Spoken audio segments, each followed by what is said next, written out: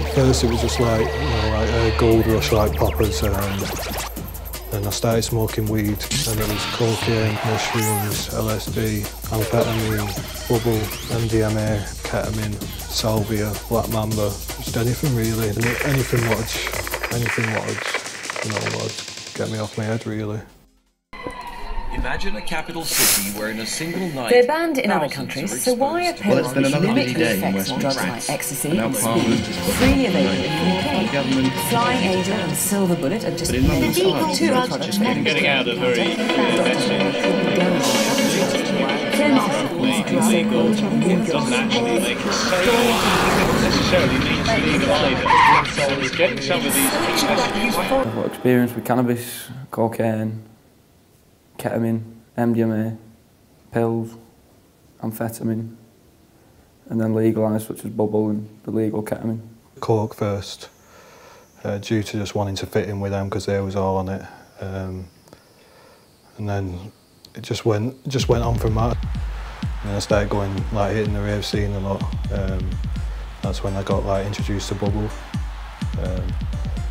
Just took anything then, much as I could. The main drug for me, my sort of drug of choice, if you like, was cocaine. Obviously, sustaining the cocaine habit's really expensive. And then bubble started to come around the market, and a lot of my the last sort of 18 months or so of my using was a lot of bubble and stuff, just because it was cheaper. Pretty much. I've worn the T-shirt. I've tried everything, all the hallucinogens. A lot of youngsters are doing it. A lot of college kids are doing it. You know, I spoke to some lads from my home area who use college for the main reason of, and they use it at weekends. They go in and they buy these party packs. The majority, if we look at the legalised, such as bubble and that, most of that was going to sort of 16 to 19-year-olds. Well, I started smoking, and then, when at school, there's a crowd of people, and the smokers are usually the ones that have parties and take drugs and do this. So I started smoking, and I started smoking weed because they did, and then bubble come out.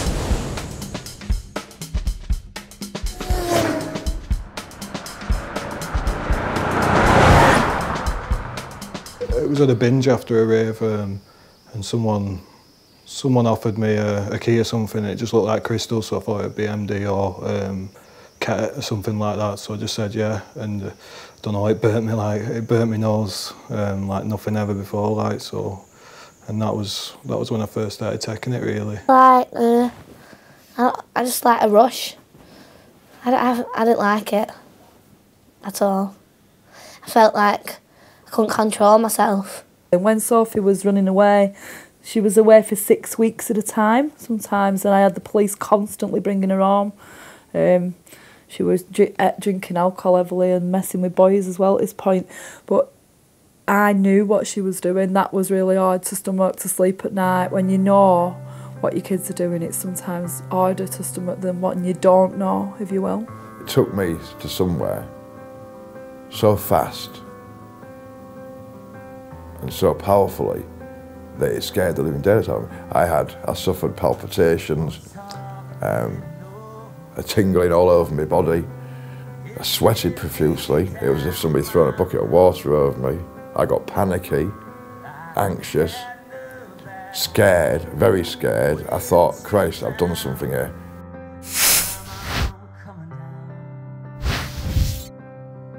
Once you take bubble, everyone gets to come down. And they're while you're taking it, and you run out, everyone's 1 minute, they're all, yeah, party, party, party, and the next minute everyone's just sat there. We need some money, we need some money. In moods, when she was on a come down, she was just irrational, really, really irrational for no reason whatsoever. I know teenagers have mood swings, but this was irrational mood swings, and it interfered. She's an extremely intelligent, very, very vibrant, confident girl that sort of had no control over herself. You know, you'd feel groggy for a couple of days after a good binge. But normally, the worst of it happens within a few hours, but it's just unbearable because that come down is feels like your world's ending, you feel suicidal, you just don't want to be there at all.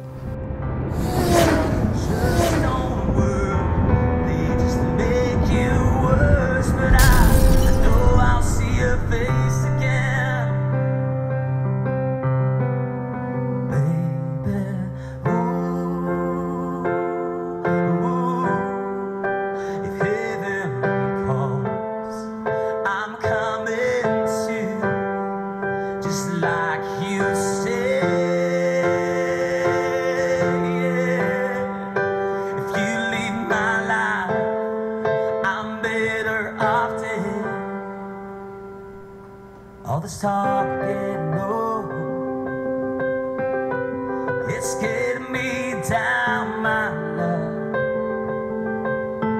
like a cat in the bag, waiting to drown. As time went on, you know, I changed as a person. I became very angry, very erratic, very sort of up and down, do you know what I mean? I'd never know from one minute to the next I was going to respond, and other people didn't know how to be around me because they didn't know how I was going to react. At first it just felt like, I don't know, like I wanted it, like I wanted it to have a good time. But when I didn't have it, I'd be in a mood and, you know, I wouldn't want to go out, I wouldn't want to do anything. Well, like I said, it ruined the relationship between me and my family. That was like almost non-existent. They still loved me unconditionally, but did not like me, didn't want to spend time with me. I just thought everyone was against me. Didn't want anything to do with any of my family, any of my friends. You know, in the end, I was just isolating myself. I'd be around at a friend's house and they'd be having a party, and I'd lock myself in a room on my own and just start. You know, I'd be just getting off my head on my own in the end. To start off with, I was just sort of using, and then I sort of started getting a bit more than I needed, or I'd have a bit of cash and then I'd sell on sort of the extras that I didn't want at that time, and that sort of started that way, but before long I was fully supplying. It was awful. Like, she wasn't the same person that I knew. She had changed, her personality had changed. I was still going to work, but my work started slacking off. You know, before I started taking drugs, I was in work and I'd do as many hours as I could, you know. I was on a good wage and that, and then when I started taking drugs, that's all I could think about. I'd always be on my phone, planning my weekends or planning the night, you know, just always thinking about when I could get drugs, really. It definitely must have impacted her work life, because she was having to take drugs in the morning just to get her through the day, and I know that she took them again during the day as well.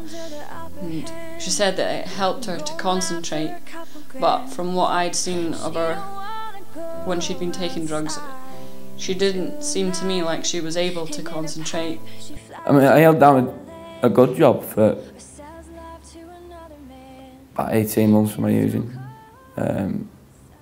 Like, heavy use, but only through, you know, my boss understood, or I was honest with her about what was going on for me, and she tried to help me as much as possible, but eventually there was no way you could employ me, and I did lose my job through my drug use.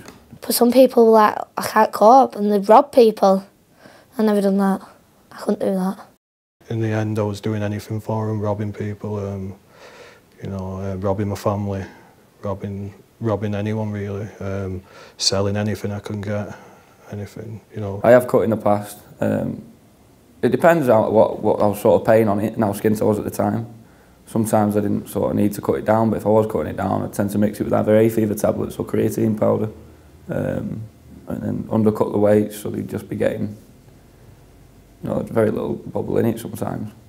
Paranoid delusions, looking out the window every 2 minutes, sitting with the lights off. She thought there was a police car across the road in the bottom of a field. My turning point was when I got caught selling drugs in a club in Preston, and you know, it was the worst feeling ever.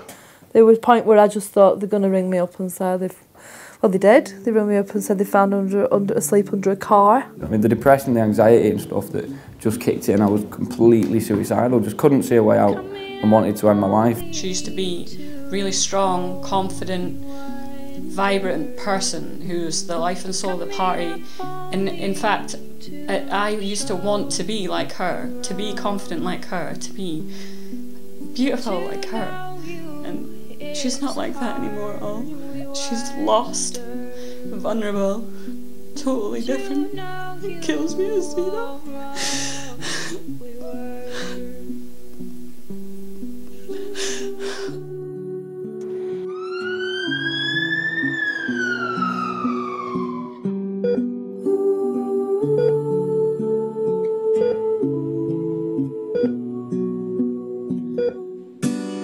Really too late to call, so we wait for morning to wake you. It's all we got. It's you know me, and it's hardly golden. It's you know me, all wrong they were. At every occasion I'll be ready for a funeral. At every occasion once more is called a funeral. At every occasion I